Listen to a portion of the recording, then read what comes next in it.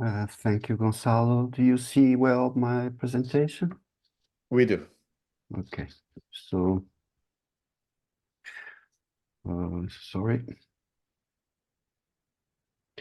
Thank you, Gonzalo, for your kind invitation. I will try not to spend a long time with my presentation. Will be more questions than answers. And I also thank everyone for coming and to listen to us. The first topic is my main concern is that we are on the point of the growth of technology that we no longer have a crossroads in our path, but another world that we sometimes don't see very well. So my approach will be to take some examples of the technological world to make in the final some ethical and hermeneutical questions. So we now, if we see this graphic, we can see that in the last years we have exponential growth in technological advancements. That is in great part the results of computing, but also the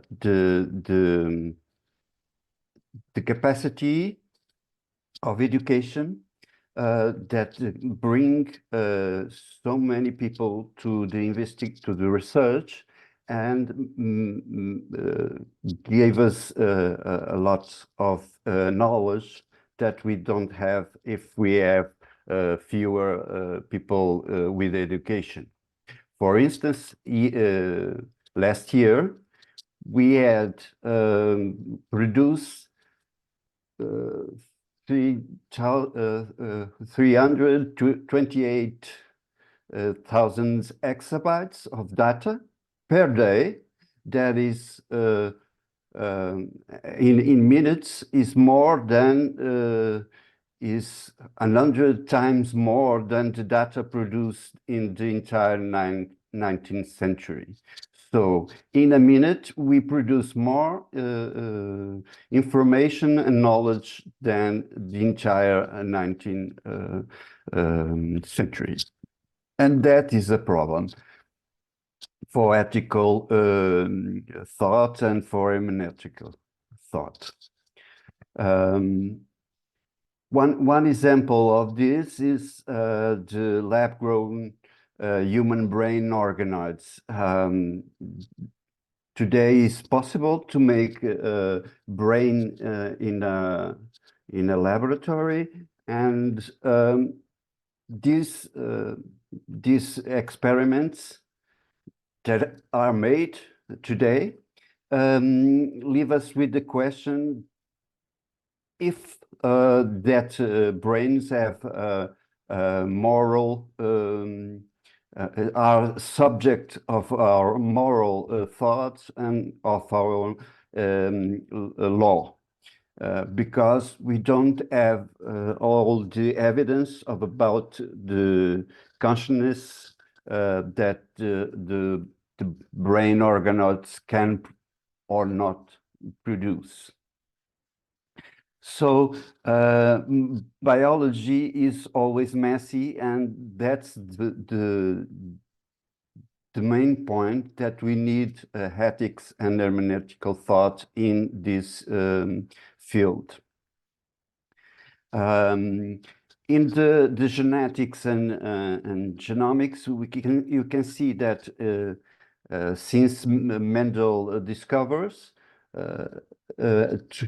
to the beginning of the human project, we have something like 165 years. And from the first human genome project to the finished version, of the human sequencing completed, we have only 13 years. So we are making discoveries so fast that we sometimes don't have the ability to talk about that changes. For instance, we had in 1953 the discovery of DNA, and then in the 80s we had the first big change in the DNA research about an investigation of Mario Capecci, the knockout's mouth. He discovers the ways that we can alter and turn on or off the genes that we have in masses at that time, but now we can do in humans. So the great discovery was how the body builds and rebuilds itself. To think about this new stage, I always make this this presentation about the evolution in 3 steps. The first step was and is the biological transformation or evolution that don't need human intervention whatsoever. These biological transformations don't have a telos. That is, it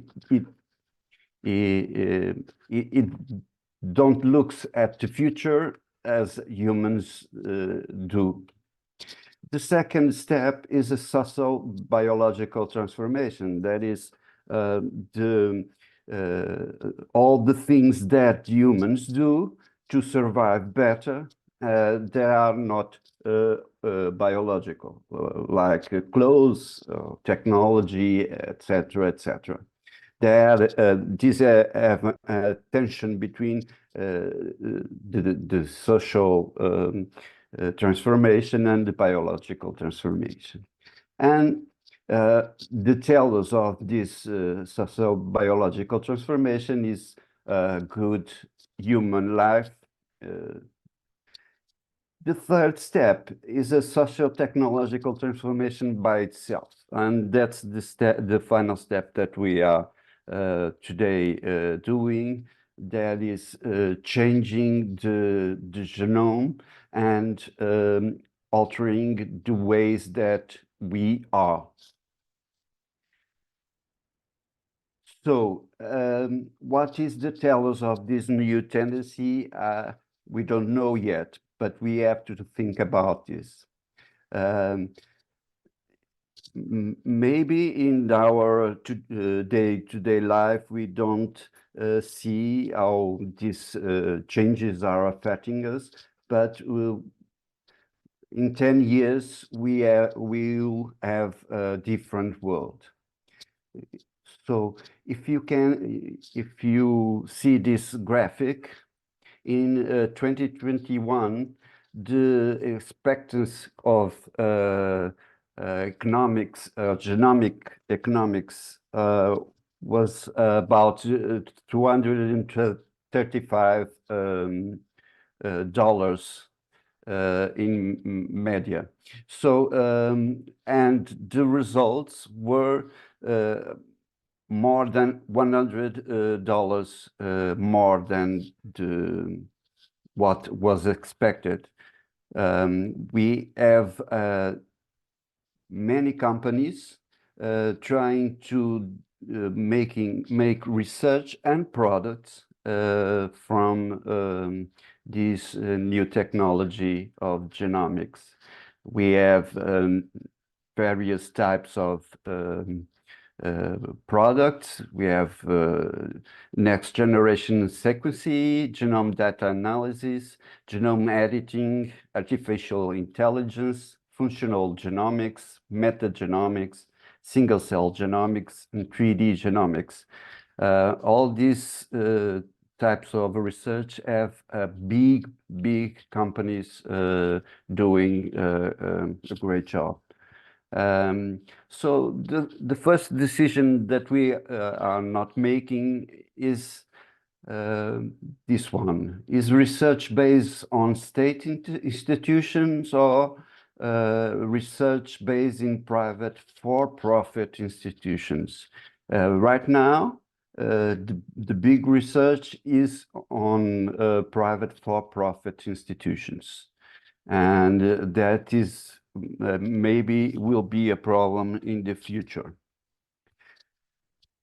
As we can see, the big impact of the genomic trends are affected to three main goals. The next generation sequencing, that is to make more easy and more rapid to make DNA sequencing, and genome data analysis and genome editing.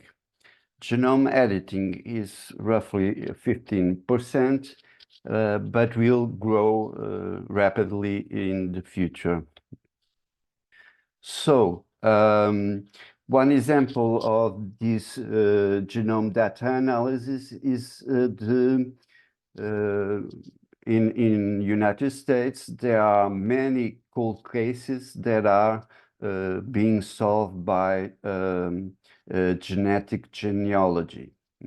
The sample of DNA of the suspect is given to a firm that traces the DNA to a family and then to a possible suspect with a name and with a name. So these research are paid, not are made by for-profit institutions and are paid with public resources. Another example of the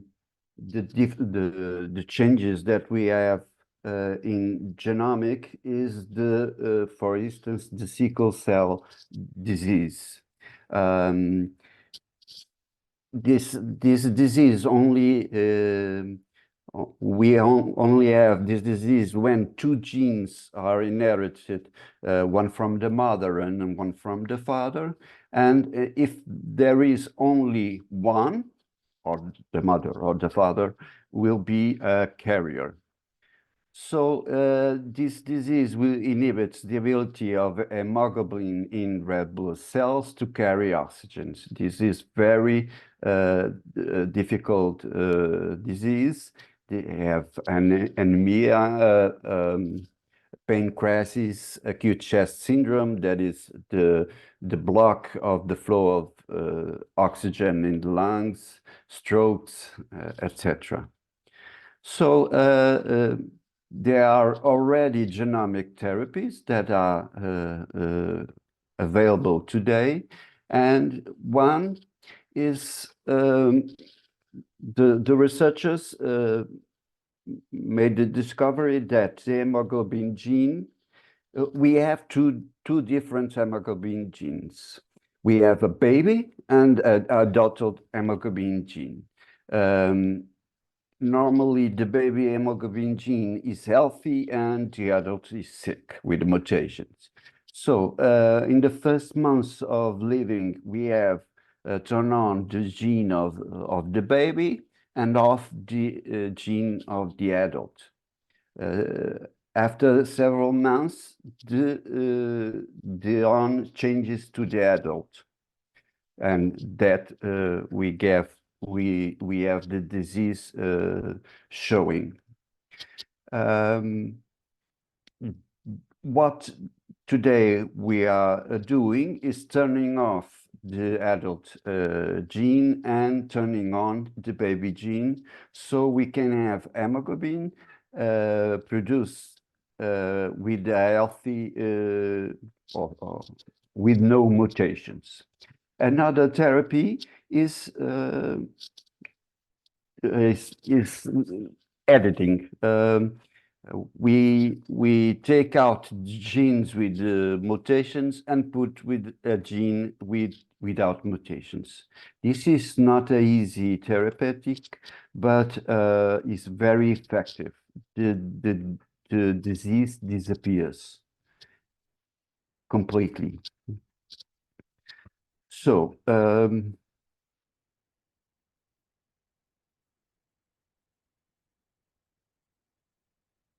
one another example is to make more perfect babies.